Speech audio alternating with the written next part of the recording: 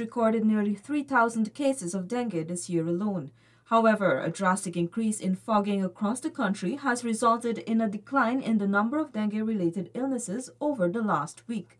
Minister of Health Dr. Frank Anthony told the Department of Public Information that Guyana is not the only country affected.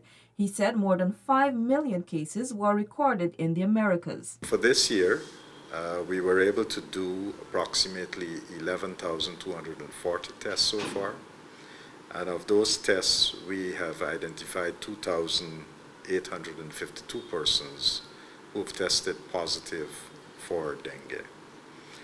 And of those persons who have tested positive, we have seen 265 of them needing some form of hospitalization. We have had, so far for the year, we have had 2 deaths resulting from dengue.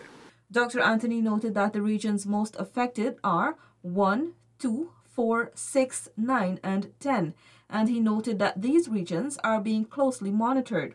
Minister Anthony outlined an action plan that includes dispatching control teams and equipment to fog breeding sites. And the results? This week, we have started to see a decline in cases.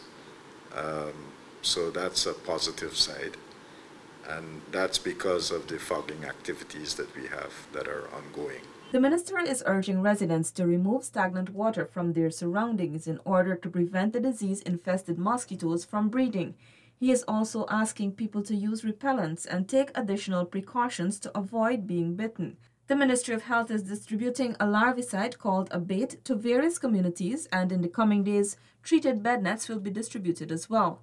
Minister Anthony is urging those experiencing dengue symptoms to get tested. He said thousands of rapid testing kits have been distributed countrywide. I think people should be cautious, and especially with children, if they have fever, don't take for granted that they have flu.